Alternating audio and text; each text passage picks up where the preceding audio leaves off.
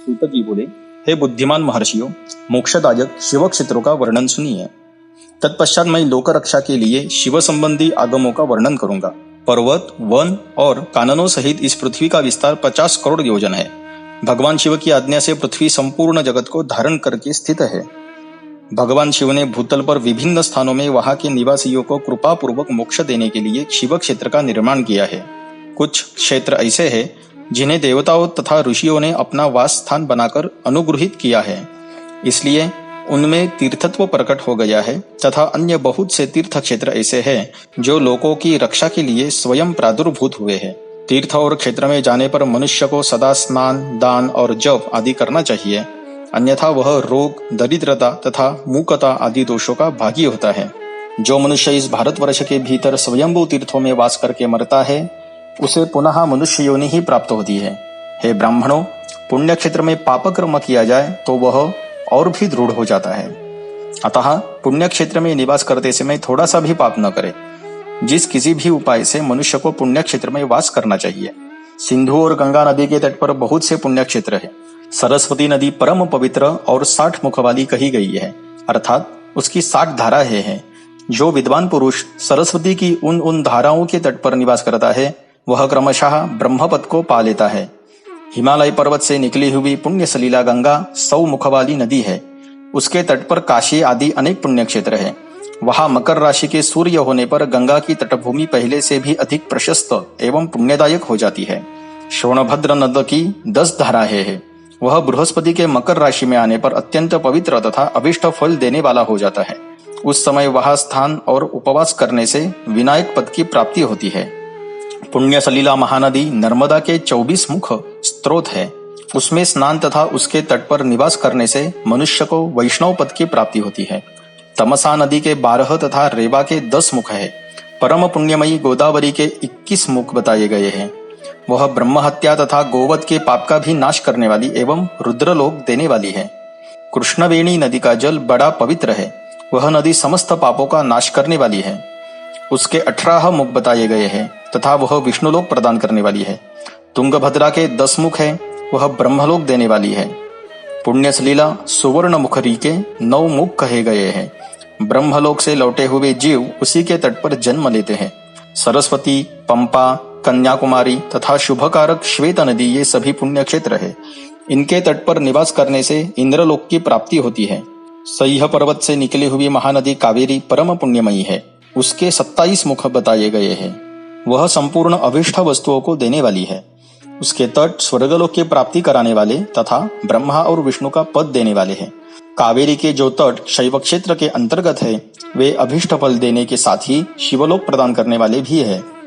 नैमिषारण्य तथा बद्रिकाश्रम में सूर्य और बृहस्पति के मेष राशि में आने पर यदि स्नान करे तो उस समय वहां किए हुए स्नान, पूजन आदि को ब्रह्मलोक की प्राप्ति कराने वाला जानना चाहिए। सिंह और कर्क राशि में सूर्य की संक्रांति होने पर सिंधु नदी में किया हुआ स्नान तथा केदार तीर्थ के जल का पान एवं स्नान ज्ञानदायक माना गया है। जब बृहस्पति सिंह राशि में स्थित हो, उस समय सिंह की संक्रांति से युक्त भाद्रपद मास में यदि गोदावरी के जल में स्नान किया जाए तो वह शिवलोक की प्राप्ति कराने वाला होता है। ऐसा पूर्व काल में स्वयं भगवान शिव ने कहा था। जब सूर्य और बृहस्पति कन्या राशि में स्थित हो, तब यमुना और सोनभद्र में स्नान करें। वह स्नान धर्मराज तथा गणेश जी के लोक में महान भोग प्रदान करने वाला होता है। यह महर्षियों की मान्यता है।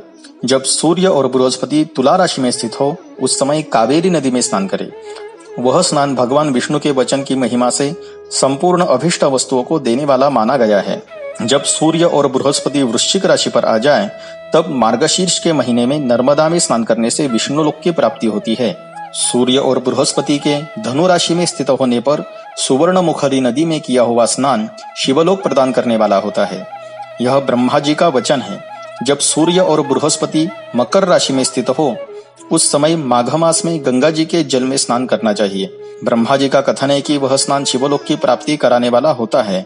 शिवलोक के पश्चात ब्रह्मा और विष्णु के स्थानों में सुख भोग कर अंत में मनुष्य को ज्ञान की प्राप्ति हो जाती है।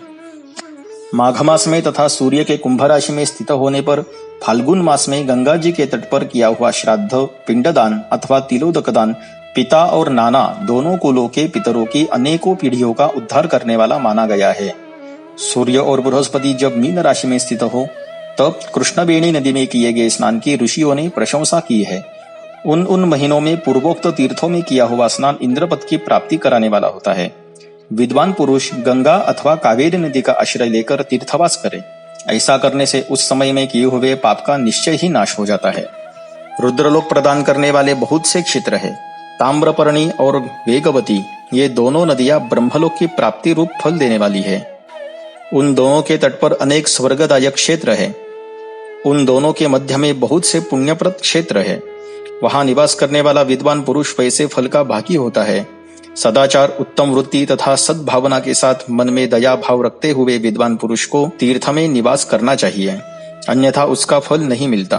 पुण्य क्षेत्र में किया हुआ थोड़ा सा पुण्य भी अनेक प्रकार से वृद्धि को प्राप्त होता है तथा वहां किया हुआ छोटा सा पाप भी महान हो जाता है। यदि पुण्य क्षेत्र में रहकर ही जीवन बिताने का निश्चय हो तो उस पुण्य संकल्प से उसका पहले का सारा पाप तत्काल नष्ट हो जाता है। यदि पुण्य क्षेत्र में रहकर ही जीवन बिताने का निश्चय हो तो उस पुण्य संकल्प से उसका पहले का सारा पाप तत्काल नष्ट हो जाएगा, क्योंकि पुण्य को ऐश्वर्यदायक कहा गया है। हे ब्राह्मणों, तीर्थवास जनित पुण्य कायिक, वाचिक और मानसिक सारे पापों का नाश कर देता है। तीर्थ में किया हुआ मानसिक पाप वज्रलेप हो जाता है, वह कई कल्पों तक पीछा नहीं छोड़ता है। वैसा पाप केवल ध्यान से ही नष्ट होता है, अन्यथा नष्ट नहीं होता। वाचिक पाप जप से तथा कायिक पाप शरीर को सुखाने जैसे कठोर तप से नष्ट होता है। धनोपार्जन में हुए पाप दान से नष्ट होते हैं, अन्यथा करोड़ों कल्पों में भी उनका नाश नहीं होता। कभी कभी अतिशय मात्रा में बढ़े पापों से पुण्य भी नष्ट हो जाते हैं। पुण्य और पाप दोनों का बीजांश, वृद्ध्यांश और भोगांश होता है। बीजांश का नाश ज्ञान से, वृद्ध्यांश का ऊपर लिखे प्रकार से तथा भोगांश का नाश भोगने से होता है। अन्य किसी प्रकार से करोड़ों पुण्य करके भी पाप के भोगांश नहीं मिट सकते। पाप बीज के अंकुरित हो जाने पर उसका अंश नष्ट होने पर भी शेष पाप भोगना ही पड़ता है। देवताओं की पूजा, ब्राह्मणों को दान तथा अधिक तप करने से समय पाकर पाप भोग मनुष्य के सहने योग्य हो जाते हैं। इसलिए सुख चाहने वाले व्यक्ति को पापों से बचकर ही तीर्थवास करना चाहिए।